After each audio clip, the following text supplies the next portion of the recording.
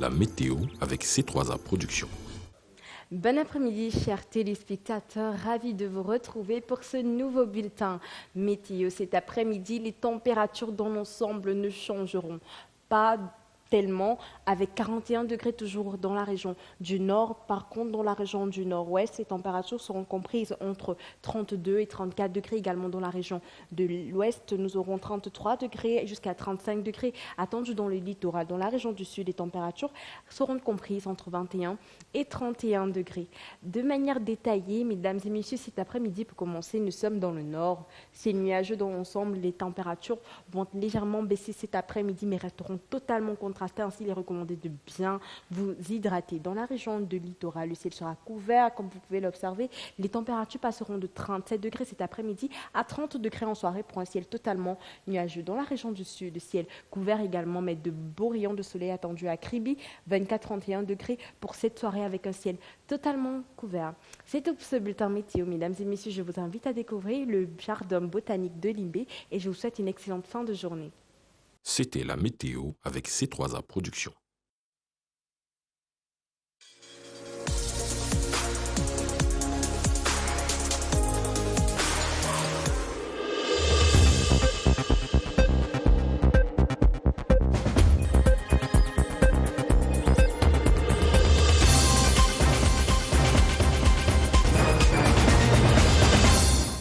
Watching us from Cameroon and beyond, welcome to the latest bilingual edition on the Cameroon Radio Television. Good afternoon, Mohamed Nana. Merci, bonjour Emmanuela. You have the news headlines. Covid-19, le thermomètre indique une poussée de fièvre au Cameroun. Gestes barrières oubliés, masques délaissés.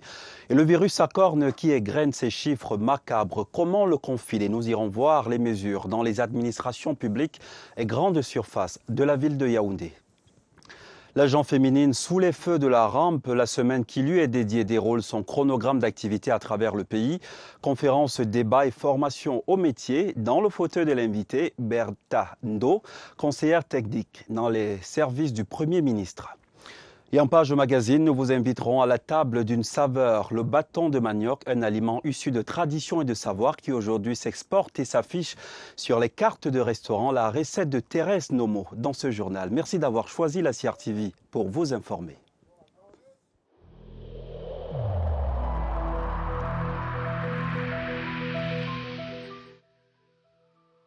Malgré nos efforts, le Covid-19 a endeuillé de nombreuses familles et provoqué de graves difficultés dans le fonctionnement de notre économie et de notre société.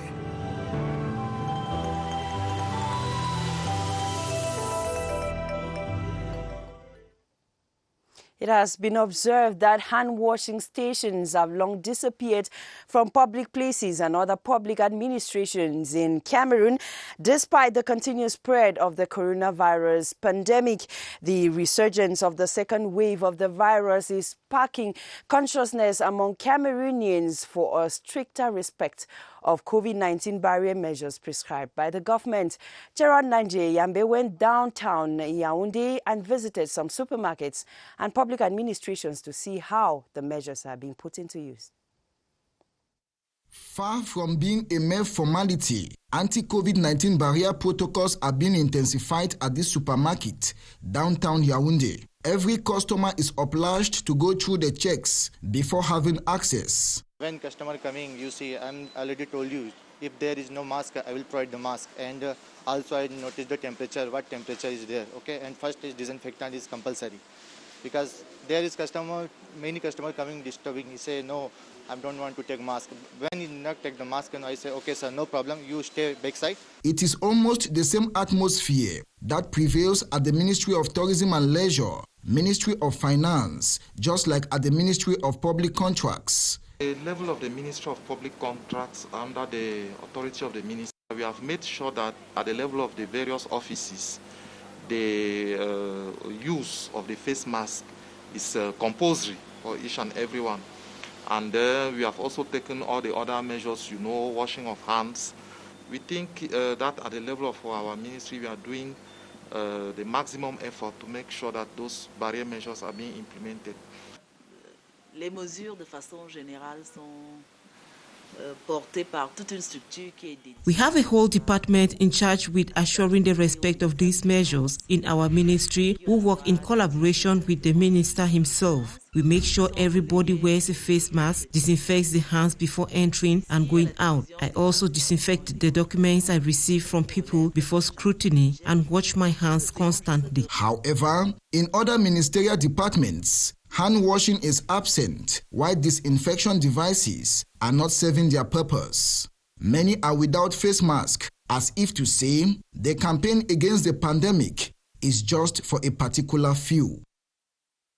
La deuxième vague du coronavirus déferle sur le Cameroun. Le thermomètre indique une poussée de fièvre. Les administrations publiques et grandes surfaces érigent des digues pour stopper la propagation du virus. Chose vue et entendue ce matin à Yaoundé. Michel Renaud-Owanja. Face à la résurgence du Covid-19, les grandes surfaces et les administrations ont pris la mesure du danger. Cas pratique dans ces supermarchés où il faut arborer son cache-nez pour y accéder. Comme nous sommes entrés, quand quelqu'un entre, on demande le masque. S'il n'y a pas le masque, nous-mêmes qui donnons. Dans certaines administrations, les usagers bénéficient de tout un dispositif pour se désinfecter. Ici, il y a la division des participations et des contributions qui relève la direction générale du budget. Nous essayons juste de renforcer les mesures qui sont prises au niveau ministériel. Donc, comme vous avez pu le constater à l'entrée de mon secrétariat tout à l'heure, et on s'assure que tout le monde porte son masque. Ici, au ministère des Marchés publics, les attroupements sont proscrits et le cadre de travail est désormais adapté au contexte de lutte contre le Covid. Le ministre a également instruit que nous puissions systématiser autant que possible les réunions de coordination par visioconférence pour éviter les contacts physiques. Et quand bien même nous sommes obligés de tenir les réunions en présentiel, on veille, n'est-ce pas, à la distanciation physique et au nombre de participants aux dites réunions. Malgré quelques cas d'incivisme, les administrations tiennent ferme dans la stratégie de prévention. Et avec la résurgence de la pandémie à coronavirus, la population de la région de l'Ouest a recommencé à arborer le masque. Ce kit de protection est disponible partout et Claudine Sabekop a mis le sien. 870 nouveaux cas de coronavirus enregistrés ces 2 derniers mois dans la région de l'Ouest, selon les statistiques de la délégation régionale de la santé publique de l'Ouest. Les chiffres effraient. Le coronavirus est effectivement de retour et les populations de leur côté renouent avec le port du masque facial. À un moment, on a complètement relâché, on ne remettait plus. Maintenant, nous avons recommencé. Depuis qu'on a annoncé le coronavirus, je porte ça. Parce que je me protège d'abord moi-même. Ce kit de protection qui avait pourtant disparu il y a quelques mois sur nos marchés est désormais disponible et se vend partout à des prix accessibles. Depuis qu'on a commencé à parler de ça, les masques passent. Les gens achètent. Ils achètent beaucoup maintenant. Je pense à 200, ils achètent difficilement, mais quand ils sont contraints d'acheter parce qu'on les explique, ils achètent. Que c'est pour la santé, c'est pour la protection des maladies, des infections. Avec la résurgence de la maladie, la demande à masques est abondante dans les pharmacies de l'Ouest qui connaissent quelques ruptures de stock en ce moment. Nous vendons les masques depuis l'avènement du coronavirus. C'est suffisamment demandé. Les populations viennent en prendre. Près de 100 décès enregistrés des suites de Covid-19 dans les hôpitaux de la région de l'Ouest ces derniers mois. D'où la nécessité pour les populations à renouer avec les anciennes habitudes, à savoir le respect des mesures barrières.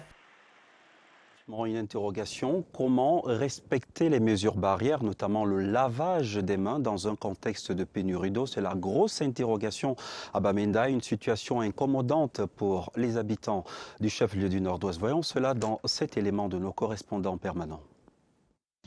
Nous sommes à Upstation Bamenda, non loin du quartier administratif. Clétus Bass, accompagné de son assistant, vient d'atteindre le niveau d'eau après un terrassement vertical ingénieux de plus de 20 mètres de profondeur. Le puits de ce domicile est opérationnel. C'est cela le quotidien de cet homme âgé d'un peu plus de 55 ans. Je ne peux pas perdre une journée comme ça, sans travail. Parce qu'il y a le problème de l'eau. Les gens souffrent trop.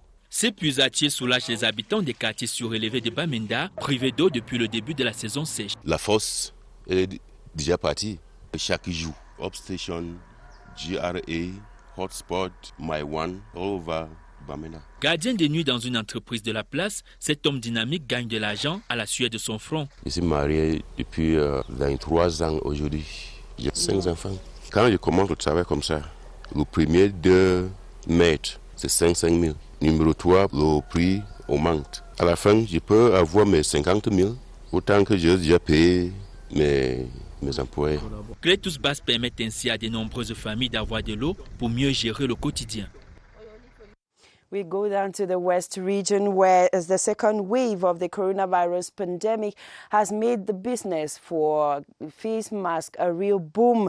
The West region alone is said to count more than 800 new infections in the month of January and February. Details with Kevin Nembo in Bafusa. Some 870 people have tested positive for the coronavirus, with 31 deaths within the last 2 months in the West region, the third hardest hit. And this explains why most people who saw no need to put on face masks have started scrambling to buy. In almost all major junctions, market squares, in front of banking institutions, health facilities, just to name but these, the business of face masks is booming, going by most vendors. The face masks are being sold at different prices, from 100 to 500 CFA francs. Talking about surgical masks, some vendors sell at 200 CFA francs and others even up to 300. Concerning cloth masks, this one is sold at 100, this 200 and the other 300 and even 400 CFA francs. There is no fixed price. It varies depending on the quality of the fabric used. This vendor explains. Alarmed by signs that the second wave of the coronavirus pandemic.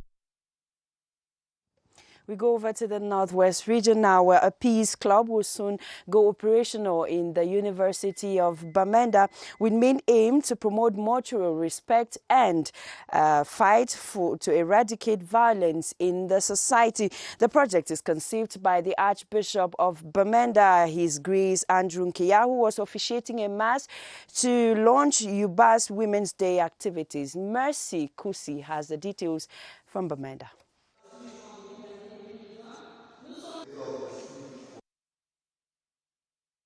To have issues getting to Mercy Kusi there. We talk something else at this time.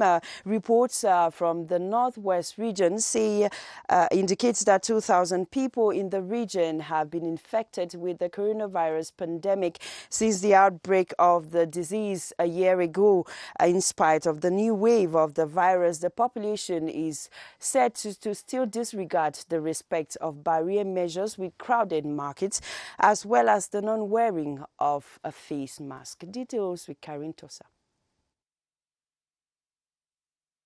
It is the first time His Grace Andrew Nkeya is officiating a mass at the University of Bamenda since he was made Archbishop. The prelate's message to the university community is on the promotion of peace and moral uprightness. We are aware that universities can help to make the society better or they could destroy the society. During this mass, the Yuba women have a special Thanksgiving session to kickstart a series of activities in observance of this year's International Day of the Woman. The message of the Archbishop, the women of the University of Bamenda can play a big role right in their offices and then carrying it back home and the other way around. Yuba's Vice-Chancellor, Professor Theresia Nko Akenji, handed the sum of over 1 million CFA francs contributed by the university community to support Archbishop Nkeya's project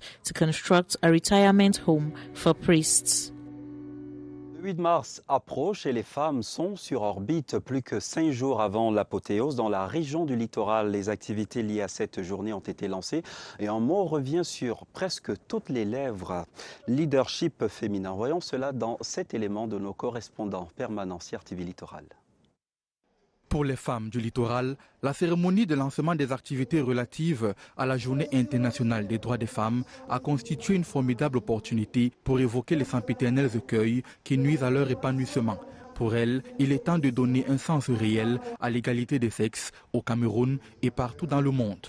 D'où la notion de leadership féminin retenue dans le thème de l'édition 2021. Ce thème invite davantage à consacrer ou alors à promouvoir le leadership féminin pour atteindre cet objectif d'égalité des sexes. Ces femmes, qui rêvent d'une apothéose grandiose le 8 mars prochain, se déploient déjà sur le terrain dans un ensemble d'activités préalablement établies. Mais attention au respect des mesures barrières, le coronavirus rôde toujours et encore. Nous demandons à toutes les femmes et à tous les hommes, toutes les populations d'ailleurs, de célébrer cette journée avec une conscientisation poussée, c'est-à-dire que mettre en exergue, en avant, le respect des mesures barrières contre cette pandémie, parce que nous avons les statistiques, nous savons ce qui se passe en ce moment, l'heure est grave. Venus des 4 départements de la région, les participantes ont communié tout au long de la rencontre dans une atmosphère détendue. Les femmes sont garantes de la santé et du bien-être dans leur ménage. Avis d'une nutritionniste engagée à la formation des femmes de la 14e section RDPC du Fundi 2 sur l'adoption d'un code de vie propice à l'épanouissement de la famille. Et parmi ces femmes, un homme, Évariste Eyenga. Prendre soin de la santé au quotidien dans les ménages. Les astuces ont été communiquées à cette cinquantaine de femmes au cours d'une conférence débat. C'est la femme qui porte l'humanité et c'est la femme qui souffre en cas de problème comme celui du Covid qui arrive. Donc c'est les femmes qui payent le lot tribut. Donc c'est pour ça que nous avons pensé outiller la femme afin qu'elle puisse se faire face à cette menace qui arrive par des méthodes simples et efficaces. Les désormais garantes du bien-être familial ont été outillées par un exposé d'une nutritionniste à la maison du parti de Nkobkana. L'initiative de First Ladies Women Association s'est prolongée par une remise des kits de protection. Les kits, c'est pour la sensibiliser davantage sur le coronavirus, sur l'effectivité du coronavirus, afin qu'elles préviennent leur famille de cette pandémie. L'association qui promeut les actions de la première dame Chantal Biya a reçu l'accompagnement de la 14e section OFRDPC du Fundi 2, dont la présidente est aussi la promotrice.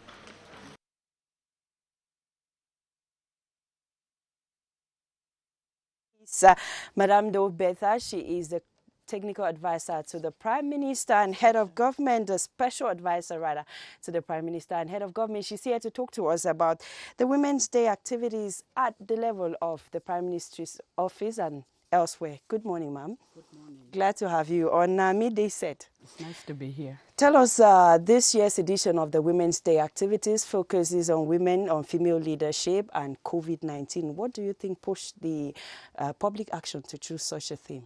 Well, you know what has been happening and the reappearance, I can say, of the COVID-19.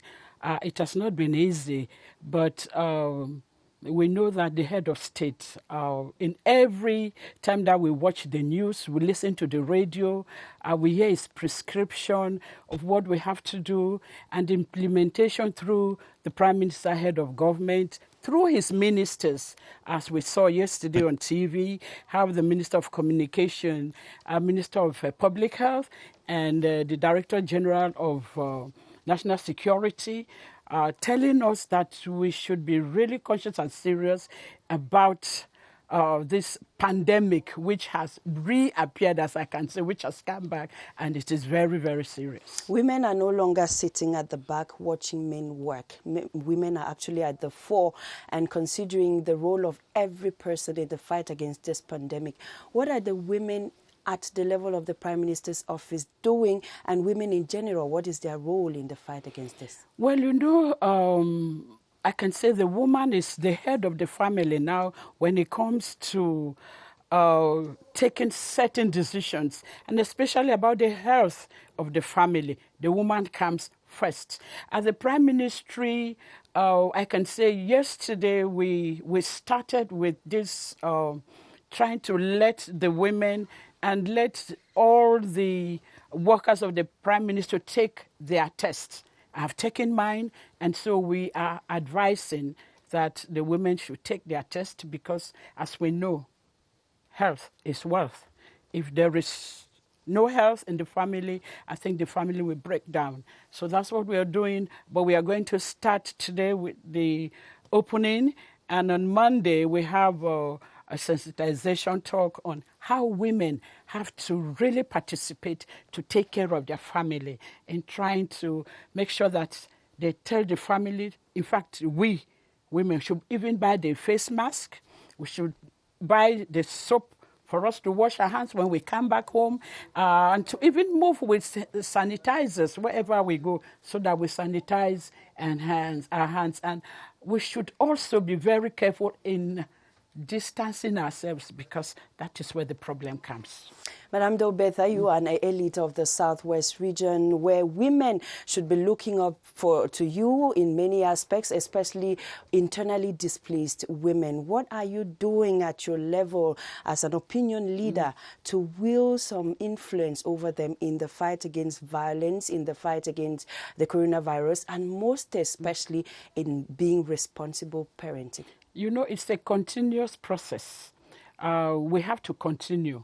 We call the women, invite them, and sensitize them on health, educative talk. In fact, even education of the girl child, because that is where it all has to begin.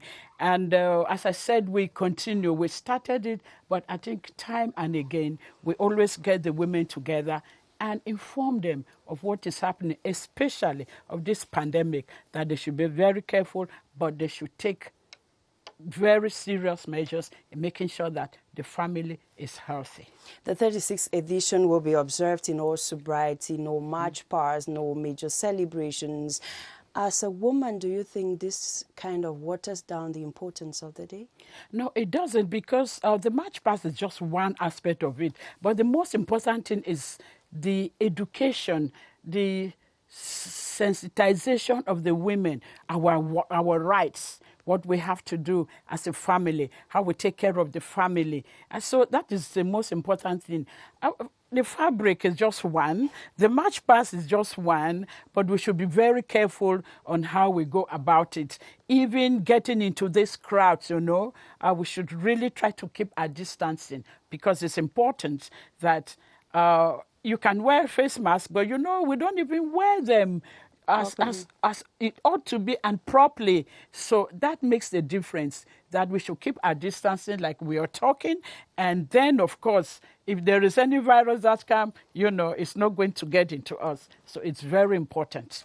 You are the founding member, you are one of the founding mothers of the Department of Journalism and Mass Communication, for which I'm a proud product. And I remember, most of your students will remember your motherly advice: stay out of trouble.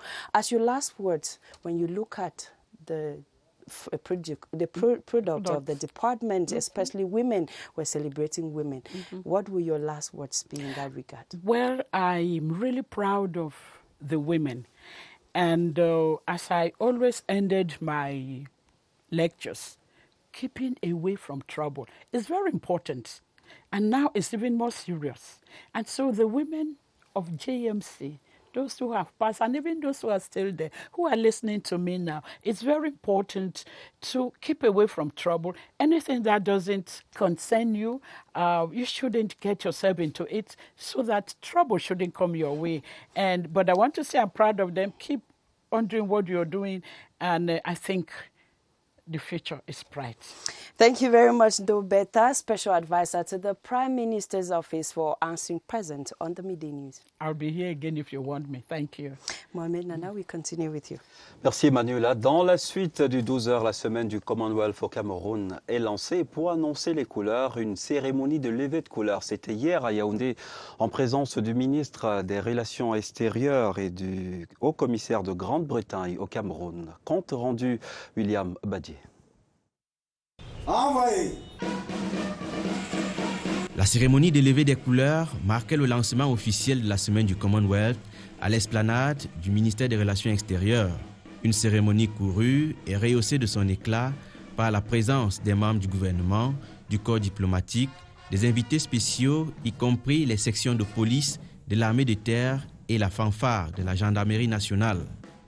Dans son discours de circonstance, Félix Mbayou, le ministre délégué auprès du ministre des Relations extérieures chargé de la coopération avec le Commonwealth, a relevé les valeurs autour desquelles les 53 pays membres de cette communauté internationale sont attachés, à savoir la promotion des valeurs d'égalité, de non-discrimination, de démocratie et de primauté du droit.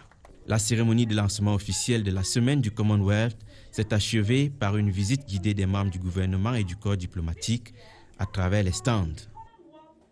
Shelter Afrique et le Cameroun, main dans la main pour le développement de l'immobilier résidentiel et commercial abordable. Le directeur général de l'institution panafricaine de financement et de promotion de l'habitat effectue une visite de travail à Yaoundé. Andrew Tim Fondai, sa délégation, ont rencontré les responsables des administrations en charge du secteur de l'immobilier. Séverin Alégambélé. Le séjour à Yaoundé de la délégation de Shelter Afrique a vocation à relancer les investissements de cette institution au Cameroun. Cela à travers la mise à disposition des lignes de crédit, des prêts à la construction, des services de conseil et d'assistance aux organismes locaux intervenant dans le secteur de l'immobilier. Un projet de construction de 3000 logements est annoncé à Yaoundé et à Douala. On comprend dès lors la séance de travail tenue au ministère de l'Habitat et du Développement urbain ce mardi et le passage dans certaines institutions telles que le FECOM, le Crédit foncier ou la Société immobilière du Cameroun. L'institution présentée comme le véhicule d'investissement dans le domaine immobilier, établi par 44 États africains, projette surtout de tenir au mois de juillet prochain les travaux de la 40e Assemblée générale annuelle à Yaoundé. Nous allons avoir l'opportunité d'organiser ce symposium, fera le point sur 40 années d'efforts de l'Afrique pour résoudre ce problème de logement lancinant qui va voir défiler les financeurs, les ministres en charge des logements en Afrique, mais également les partenaires sur le plan mondial du secteur de l'habitat. Conformément aux recommandations des assises de Nairobi de juin 2020, le ministre de l'Habitat et du Développement urbain assure la vice-présidente de l'Assemblée générale de Shelter Afrique, tandis que le secrétaire d'État auprès du ministre de l'Habitat et le directeur général de la SIC sont membres du conseil d'administration.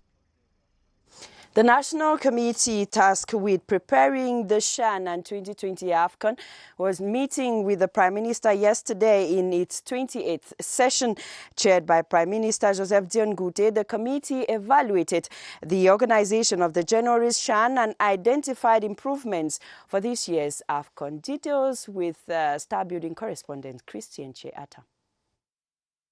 Drawing lessons from last February's African Nations Football Championship CHAN to improve the organization of next year's AFCON in Cameroon. Such was the objective of the 28th session of the committee charged with preparing the CHAN and the AFCON.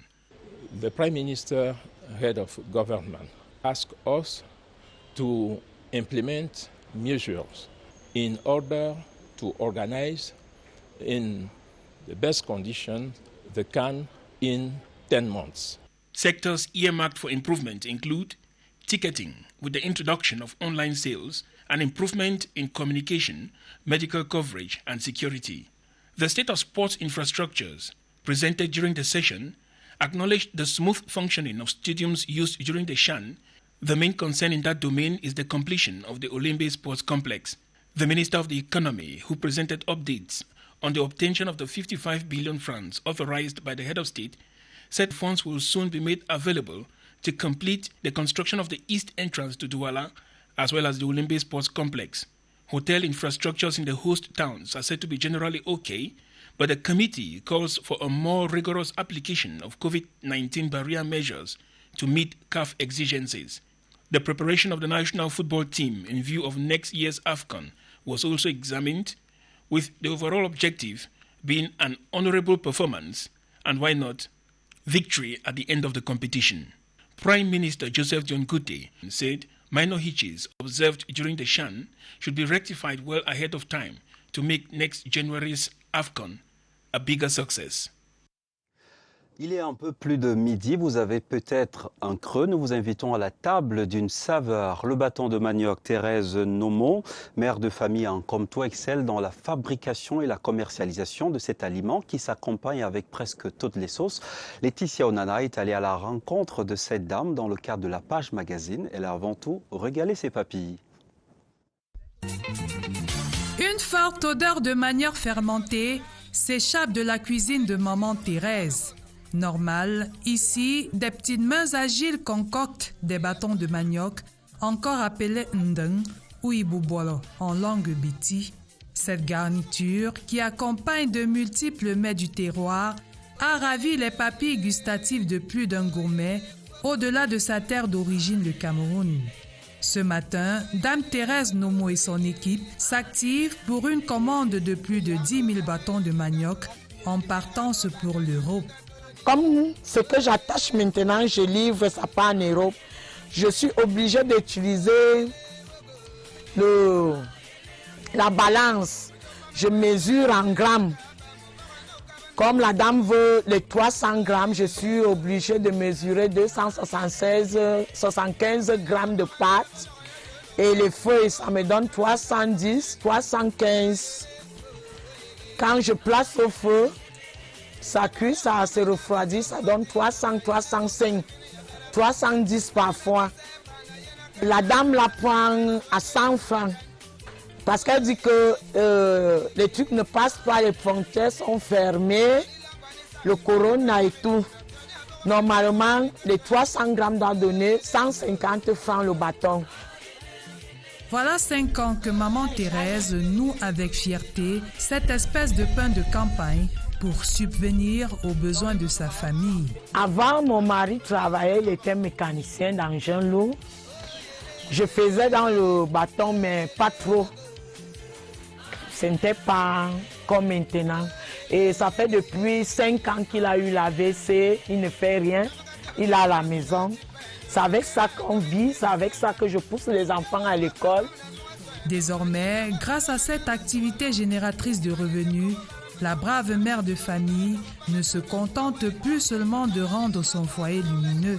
Elle transmet son savoir-faire culinaire à des générations de femmes et d'hommes de sa contrée.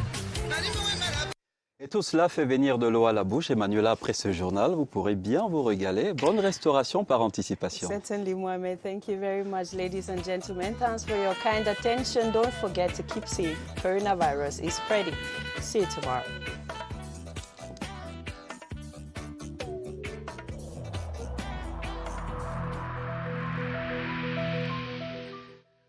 Je vous exhorte de nouveau à porter vos masques, à vous laver régulièrement les mains et à faire appel à un médecin ou à tout autre personnel de santé au cas où des symptômes apparaissent.